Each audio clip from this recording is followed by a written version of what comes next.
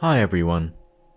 In this video, we're going to check 5 decades-old cold cases that were solved in 2021. Welcome to Mysterious 5. The first case on our list is the case of Annette Schnee and Bobby Joe Oberholzer. In 1982, in Breckenridge, Colorado, 2 lifeless bodies of 2 different women were discovered.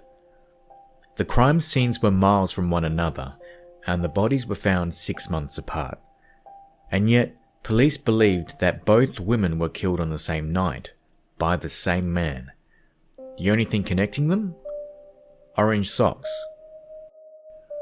On January 6, 1982, Bobby Joe Oberholzer, 29 years old, left home at 7:15 a.m.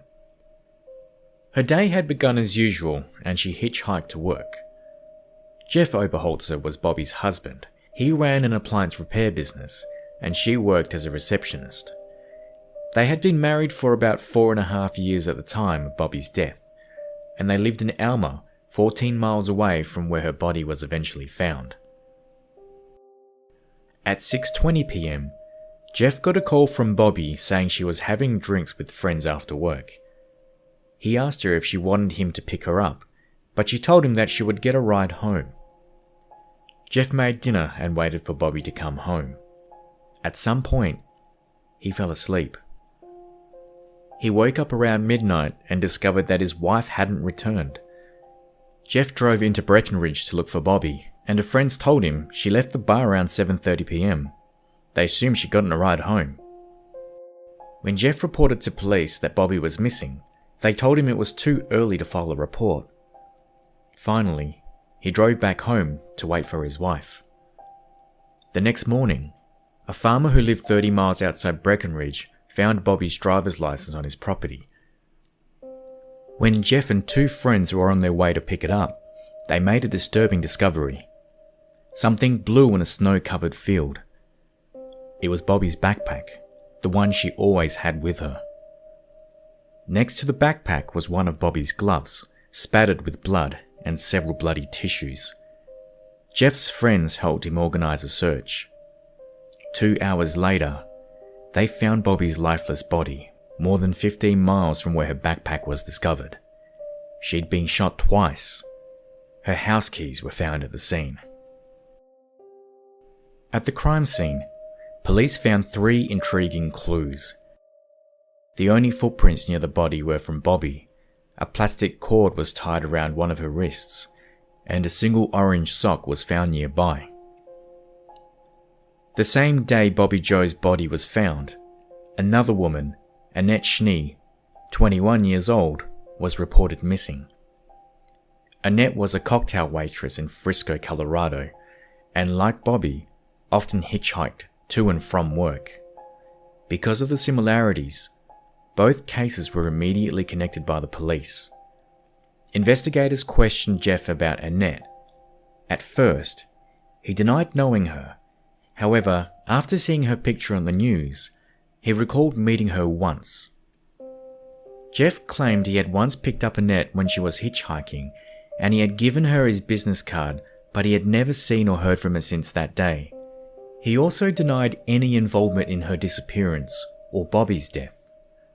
On July 3, 1982, 6 months after her disappearance and 13 miles away from where Bobby Joe's body had been found, Annette's body was discovered. Police were shocked with the discovery that she was wearing the match for the orange sock. Jeff's business card was found inside her wallet.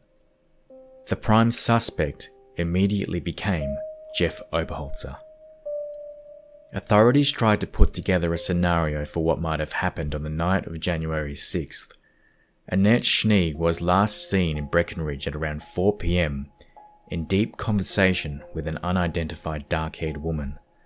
Police believe that around 5 p.m, Annette left to hitchhike home.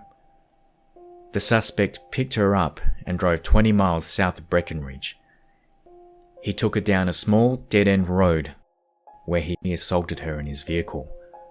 While she was getting dressed, she forgot to put on her other orange sock and attempted to escape when she was shot in the back while running away.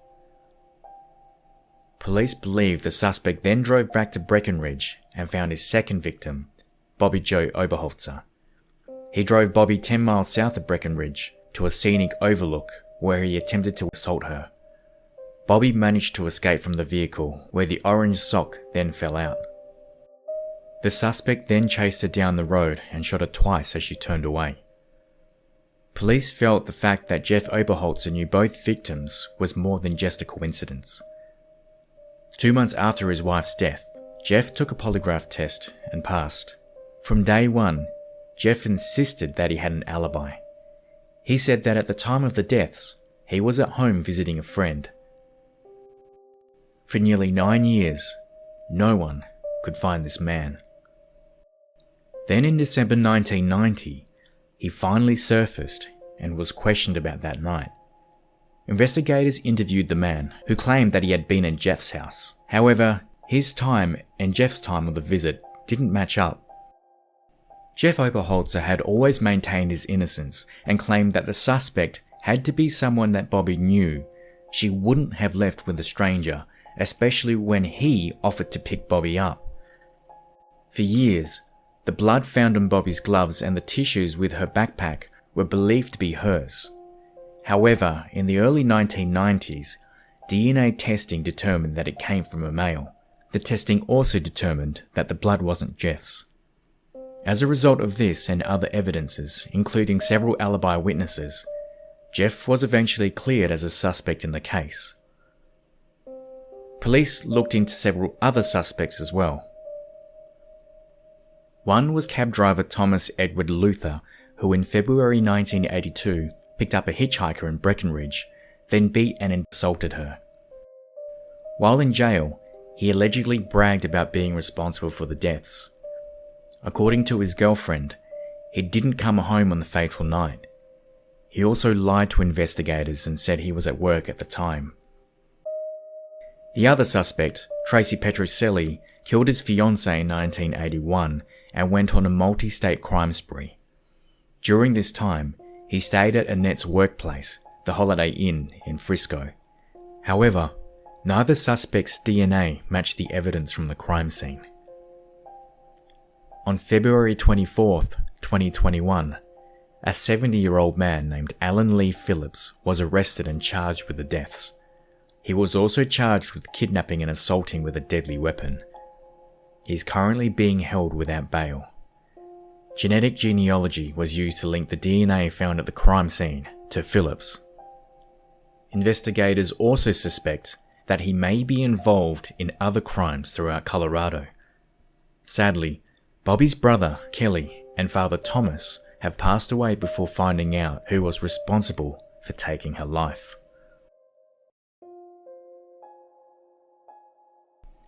Next on the list is the case of Gail Barris. On October 9, 1988, Gail Barris was spotted leaving a coffee shop in the early hours of the morning, accompanied by a man. This was the last time Barris was ever seen alive. She was a 30-year-old single mother of 3 from Michigan. Life was hard, and she worked at 2 different local bars to be able to survive and take care of her 3 children. In the early hours of October 9, 1988, between 3 and 4 a.m., Barris was spotted leaving Speed's coffee shop in Battle Creek, Michigan. She was accompanied by a dark-haired man, and that was the last time anyone saw her alive. On October 25th, hunters from Emmett, a nearby town, made a horrifying discovery. They found a lifeless body of a woman laying on River Road. The authorities quickly identified the body to be that of Gail Barris, and an extensive investigation followed. Witnesses were identified and interviewed, and evidence was collected from the crime scene. On October 22nd, just a few days before Barris's body was discovered and almost 2 weeks after her disappearance, a 24-year-old man named Roger Plato was approached by authorities. Plato's car matched the description from a victim of a different abduction and assault case. At 4:30 p.m, authorities attempted to detain him at gunpoint while he was walking to his car at a parking lot in Bellevue. Plato became aggressive, refused to cooperate, and started fighting back. He was shot when he tried to wrestle the gun from a detective, and as a result, died from the injuries. He was never interviewed. Authorities performed an autopsy, and a blood sample was taken before the body was cremated, which was stored at a private lab at the time. Investigators of Barris's case turned their attention to Plato's friend and former roommate, Richard Compton. Compton had a vast criminal career, but when approached by investigators, he backed off and denied knowing anything. With no further leads or developments, Barris's case eventually went cold. In 2018, Battle Creek cold case detective Scott Marshall reopened the case. One of his first discoveries was that Compton's DNA had never been tested, so made Compton his #1 suspect. After some investigation, Detective Marshall discovered that Compton had died in 2009, and his body was buried in the County International Cemetery in Austin, Texas. Compton was just 59 years old when he died. Detective Marshall got a search warrant and travelled to Texas to exhume Compton's body. After examination, it was discovered that Compton's DNA samples didn't match that found in Barris's body, but matched previously unidentified hairs connected to the crime scene. In November 2020, a break in the case emerged, almost by luck. Sergeant Chris Bassick of the Calhoun County Sheriff's Department was taking an inventory of evidence at the department and found a vial containing the blood sample taken from Plato. On January 30th, 2021, it was announced that a state police lab connected the blood to DNA found on Gail Barris's body, confirming Plato as responsible for assaulting her and taking her life. It's almost likely that Compton witnessed it happening. Both men have already died, and they never had to pay for this horrible crime. However, the Barris family has expressed their relief on finally being able to have some kind of closure. Detective Marshall said DNA technology is the future for solving cold cases. We now come to the case of Stephanie Summers. On August 30th, 1980, Stephanie Summers was supposed to spend the day with a nephew. They were going to celebrate his birthday and spend a wonderful day together. However, she never appeared. Police eventually found her lifeless body inside her apartment. Summers was a 36-year-old woman who lived in Silver Lake, Los Angeles, California.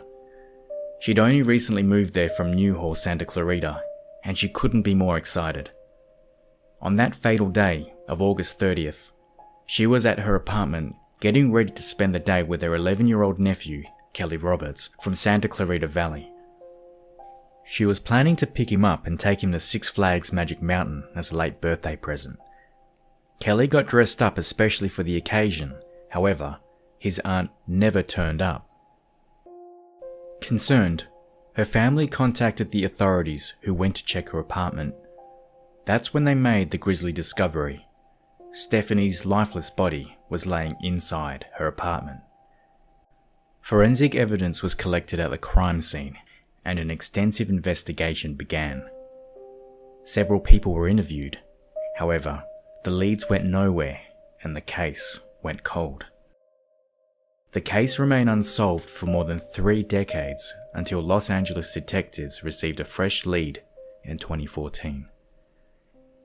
It implicated a man named Harold Anthony Parkinson who lived a mile away from the victim, and he could be a main suspect in the case.